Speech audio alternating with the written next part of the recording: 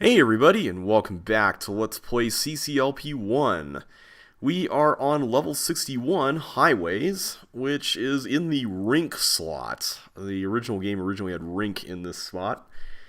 And we didn't exactly have a level that had blue walls in mass for a maze or anything like that, but we did have this level which had invisible, or appearing walls rather, kind of fulfilling a similar role. And I gotta say, I really like this level a lot. The design is cool. The concept is really neat, I think, for a maze. It's simple, but it really does the job. It doesn't feel overwhelming, but yet it's engaging enough that you're not exactly just bored playing it, which is really neat.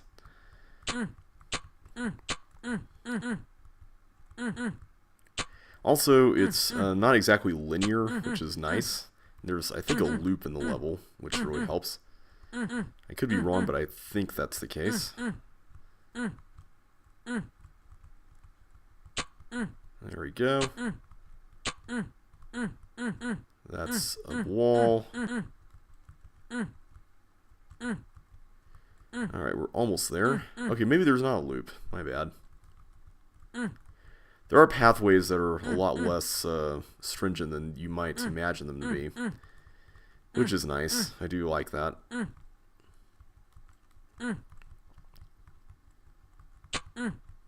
There we go. I missed those two. Yeah, there's no way we can get down there from here.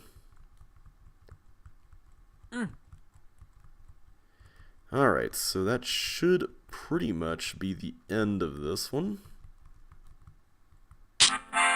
And that was by Rosa Bellis, once again. Design swap. Alright. So this level is interesting. I think this was one of those cases where, as the staff, we were looking for a very specific kind of design style, which was the more open and not open-ended, but just more open room filled level, which in the middle of this level you've got a lot of that. And this was one of the toughest design categories to represent, just because there are a lot of levels that tended to be a lot more compact. I feel like since CCLP1 came out, a lot of designers have taken some steps to make sure that they give those kinds of levels their due, which is nice. But for CCLP1, it felt like it was a struggle to find levels like this, even though there were plenty of them. It's just that they weren't exactly the highest performing levels in voting, and this is certainly one of those. The bad part, I say, I wouldn't say the bad part, that sounds kind of bad, but I would say the one regret I have about this is that it is basically supposed to be an item swapper, which is a category of level that was already very prominent, and I feel like this level was one of the levels that contributed towards CCLP1 being very item swapper saturated. And again, it's not that there was any problem with that type of level that I have personally or anything, but whoops. But I do think that maybe it was perhaps the most overrepresented genre of level in the set. So I don't know. I still like the fact that this level's in the set. So it's kind of something I have mixed feelings about. So yeah, this is basically an item swapper. We're just going around and collecting boots and stuff. And we'll go over here, get these, and let's go up this way. Probably not the fastest method, but we haven't been up here for a little bit. Alright, so the ice area, I believe, is in the lower right. We haven't been there in a little bit. So let's go straight down. Wait for these paramecia. And then we'll go right into the ice. Now this is interesting. It is possible to set up this room in such a way that the bugs kind of go all over the place. And then you can close the door on one as it's heading into the button, which is pretty cool. Alright, so I think the trap is on the other side where the paramecia are. Well, okay, there's lots of paramecia rooms, but there's one down here on the left side. I keep going that way thinking that that's right. Alright, so that blows up the bomb that should be over here. I guess I could have just taken this route earlier. And that, if I'm not mistaken, should lead to the exit.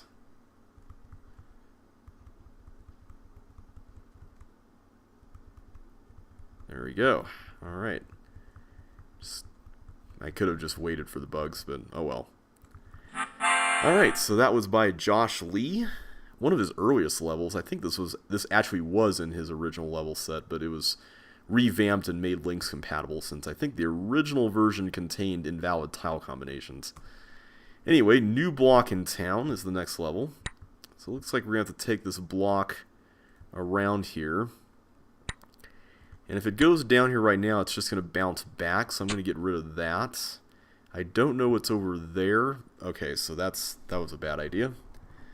So let me go ahead and get that chip first, and then we'll go through and take care of all the other stuff here. I guess we could just start pushing the block, but not push the second trap button. There we go. Okay, so this is going to go through a bunch of stuff here before it heads out this way. I'm going to go ahead and do that. Okay. You're not really supposed to know this for the first time around, but there's actually a water tile up there. That I do remember. I like this part, just the way this works out. It's pretty cool. Alright, so because of the water tile, I'm just going to leave the chip there so I can do that. So normally you would go in here and you'd be like, how do I get that? Well, actually you don't. You go this way. Alright. And that was by Archie. Chip Kart 64. Okay, this level I really like. This is a fun one. Actually, you might recall in CCLP3 I made this level called Grand Prix. And the whole shtick of that level was that everything was supposed to be kind of like a racing track. And you were supposed to make like a couple of laps around the track, at least with one of the blocks. And while the puzzle element of the level was certainly strong in some ways, I can't help but wonder if it could have been better had the racing theme actually been better implemented. So for that reason alone, I like this level a lot, just because it really does justice to it by making the level have a strict time limit, and you really feel like you're zooming along a track, you know, with all these force floors and ice and all that. But, you know, much like, say, Sonic the Hedgehog or something, you really do have to be aware of your surroundings. So I like that element of this level a lot. Alright, there we go. That was by Andrew Menzies, and now we are moving on to Squared in a Circle. Alright, so this just looks like a Sokoban level. Nothing too crazy, I hope. Did we mess that up already? I don't think we did. Let's do that. There we go. Okay, so that should be fine. Okay, so now I feel better about pushing this over there. So optimizing this level, I gotta say, that was an interesting experience, because I used a computer-generated solution, which ended up not being optimal. But then I found a symmetrical solution, also computer-generated, that technically, from a move count perspective, was optimal. Problem with it, though, was that it ended in a spot that was less than optimal. So I ended up having to find an equivalent route that ended in a completely different location, which was interesting, but I will say the symmetrical route just looked a lot cooler. So I kind of wish the exit was like in the middle of one of these spokes out here.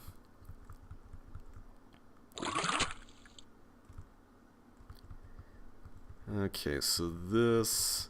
At this point, it's really just a matter of getting that first part started, and then the rest of it falls into place. It's kind of like... this level reminds me of anything. It's a deconstruction from CCLP2. You guys remember that one, right? Except this one has no bugs, which is kind of nice. Alright, so 3 chips remaining, and I think the other 2 are on the left side here. Yeah. Okay, so first we do this. Then we just get this last chip. And then the ending just involves a little bit of teeth dodging.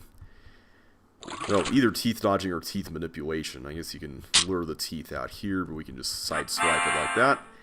Another great level by Josh. Alright. Klausswergner. Alright, let's try this out. Speaking of teeth, we got ourselves a little dodging here to do.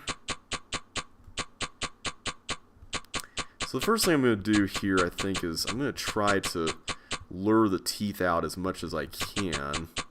Oh, that's dangerous. Let's not do that. This is totally not going to be optimal, but I want to create as open a space as I can for these guys. Mainly so that there's nothing trapped behind chips or anything like that. Let's go and grab these chips up here. This level is kind of like a harder version of Hunt, I guess you could say.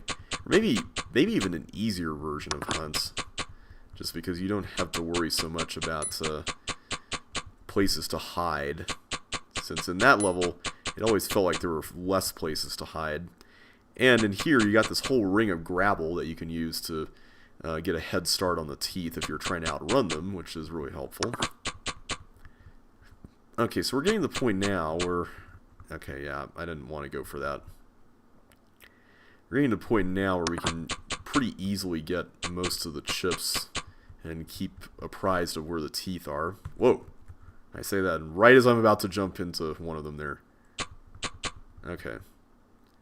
So there's 10 left, and I think, if I'm not mistaken, they're in the other two corners. So let's go ahead and grab those.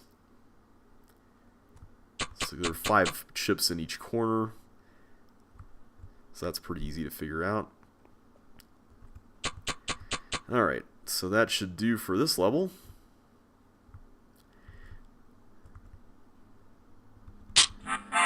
So fun fact about this level, which was made by Rock, this was actually used in a time trial on CC Zone, but the original version, the ice area in the lower right just had ice corners, which wasn't Links compatible, so it was changed such that you had to exit on one of the ends, which made the solution quite a bit different.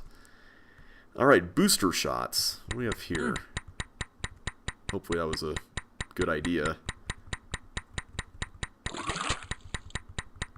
Let's trap that ball there. It looks like we only need 1 block unless this teleport leads to water or something. Okay, so it just goes back out here. Alright, so let's go over to this one next. Looks like there's just different sets of spots that you have to take care of, and in this one we just need to press the buttons and then bridge our way through that. Not too bad. Alright, I missed that. Let's go in here. Ooh, we got a Sokoban here. Not a very hard one, though, because we just need to push the blocks into an alcove. Also, that ticking sound, a little irritating. Oh, I missed it again. Okay, so these are going to need to be... Okay, we can stop the ticking here. That's good. And either approach, except for this one, will work for the tanks. Ah! I was hitting like every other square but the one I actually needed to hit. Alright, so now we need to get some blocks out of here, which is simple enough. We just need to push one up here, and then one more into those 2 spots there.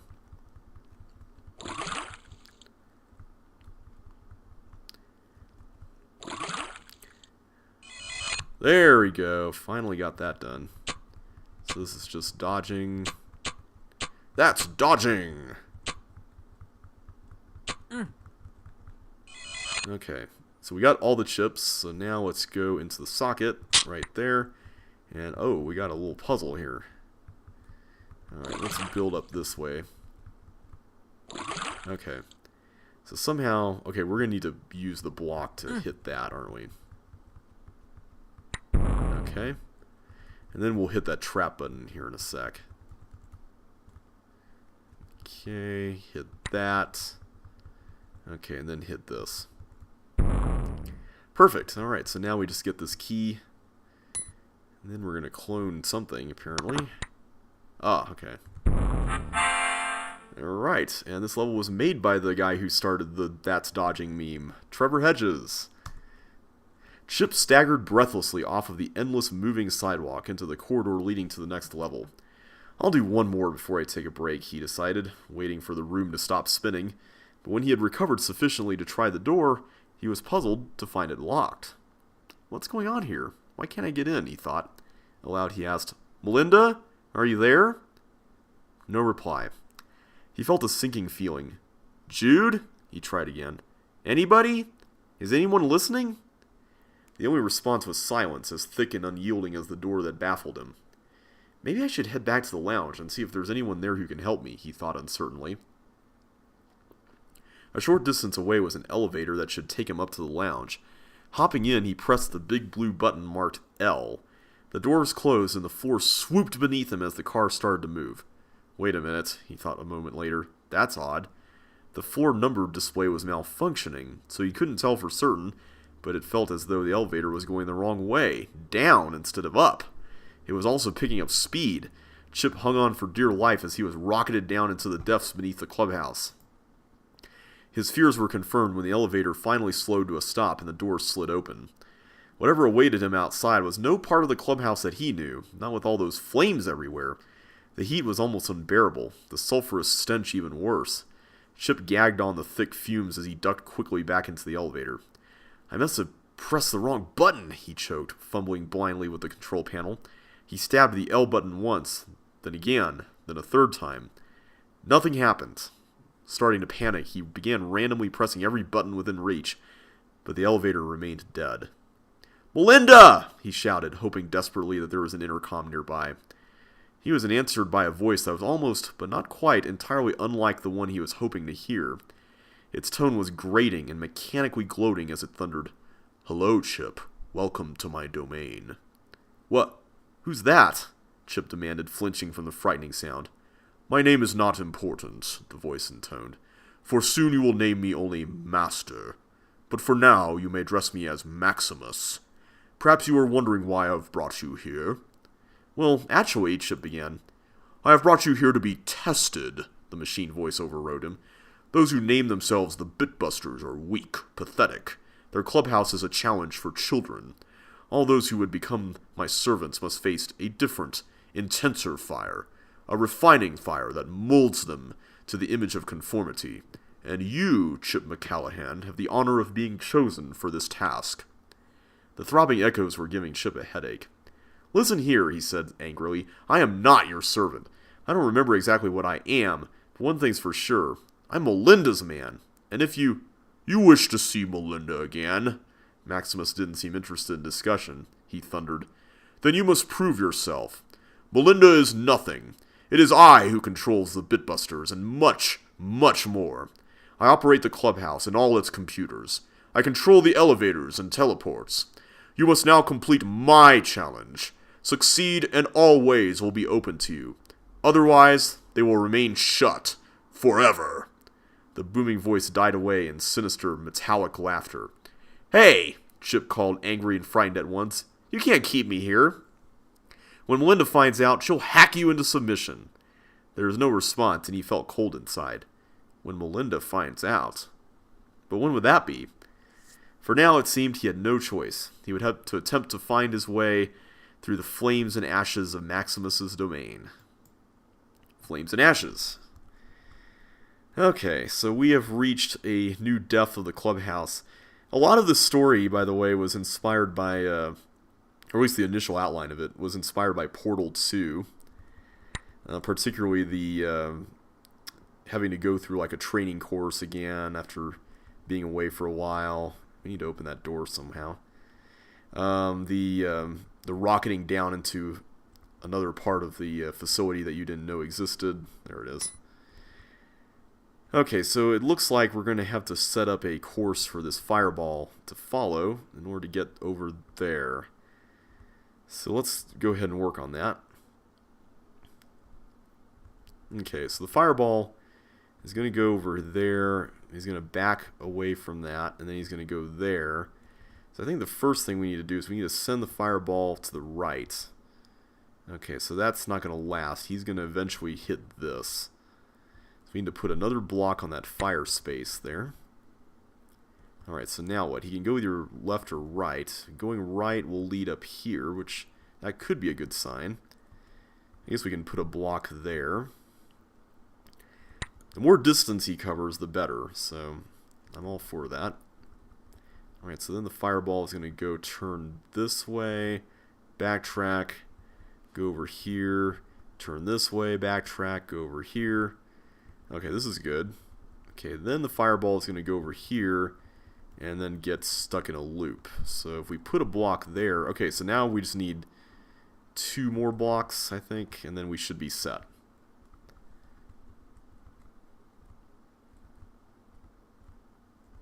Although, we may not actually even need that. We could just either reuse some of these or maybe move that 1 block at the end. Let's see how this goes. Alright, let's go push this up over this way. Okay. Okay, here we go. Oh, wait a minute. Wait, no, this is good. He's going to bounce back from there. Alright. Where are you? There you are. So once he bounces off, we'll just push this up and then to the left. Like that. And that should be good enough. There it is. Alright, so we made it out of the flames and ashes area. Double diversion.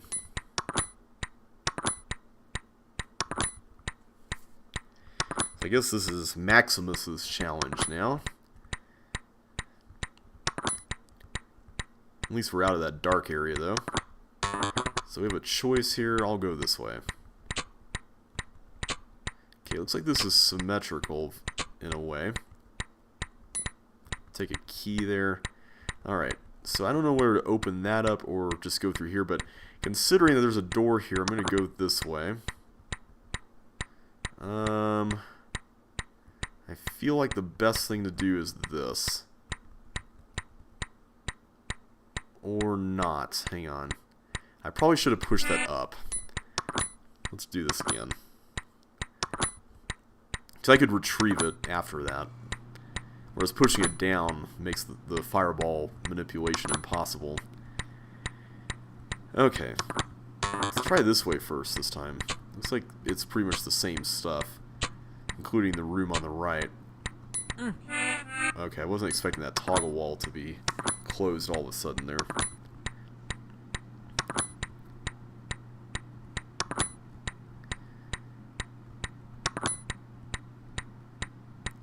I gotta admit, this was a level that I wasn't expecting to see in the set. I kind of overlooked it during voting, actually.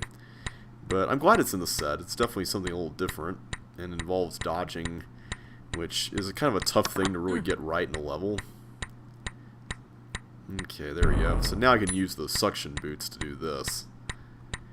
And that gives us a red key. Alright, so that enables us to get out. Okay, so now we can go back down and use our suction boots to go to the other side. So it really doesn't matter the order in which you do any of this. Okay, there we go. Okay, this time I'm going to avoid the delay there. Alright, and then we'll bridge here, and then it should just be a matter of going through the socket here.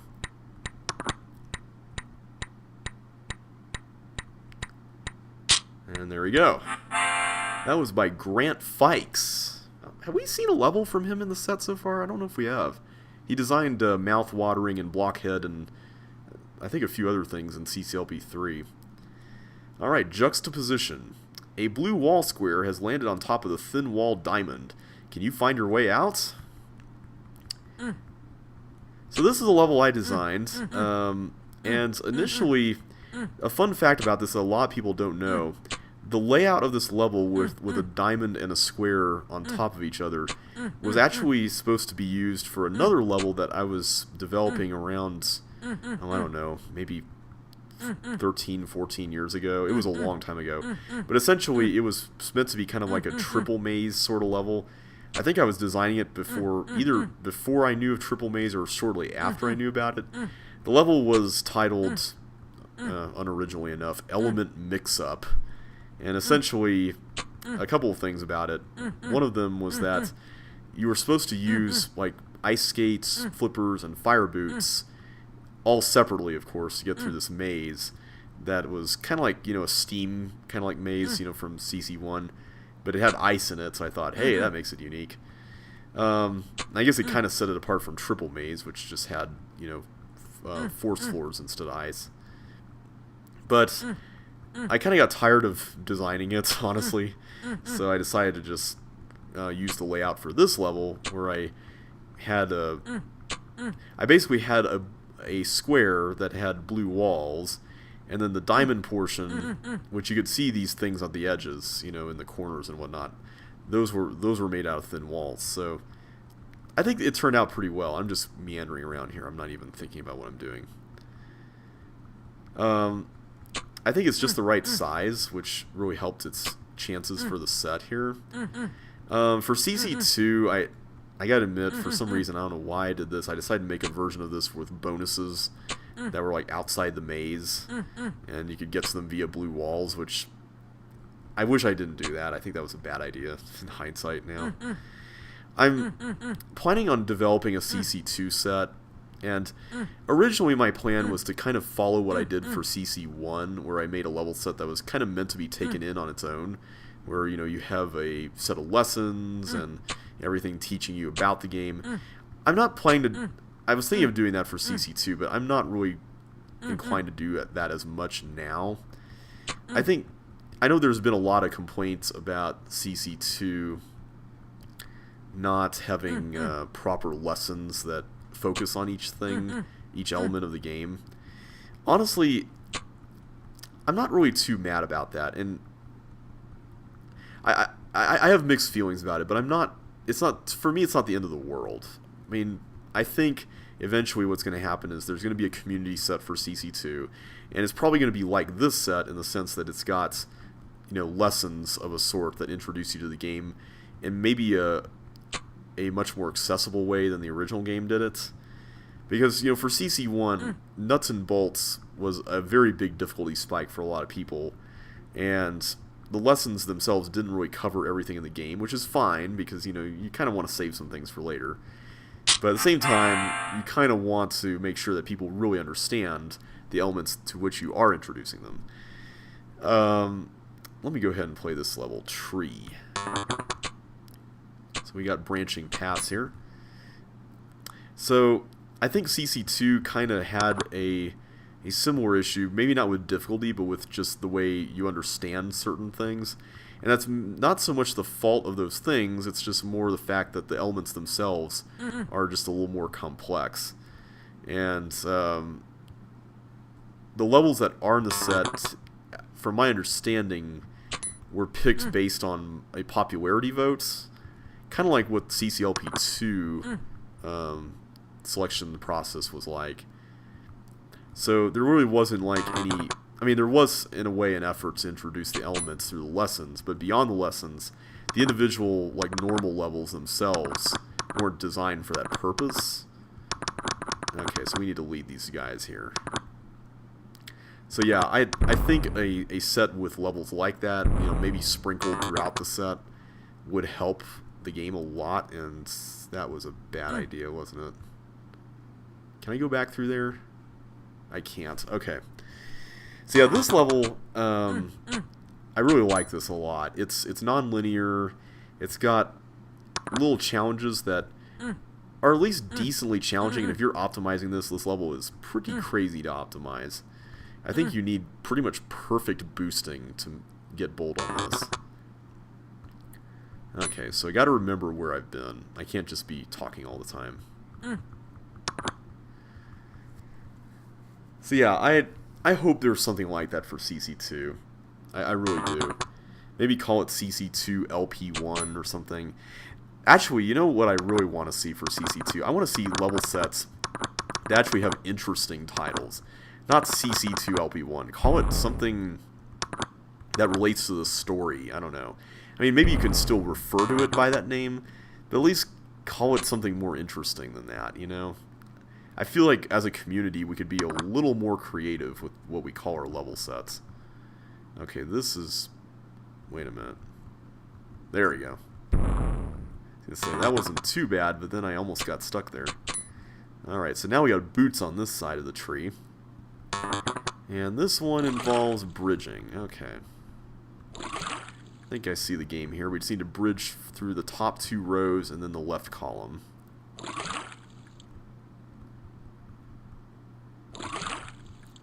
And I'll do a little bit of this here to save time. There we go.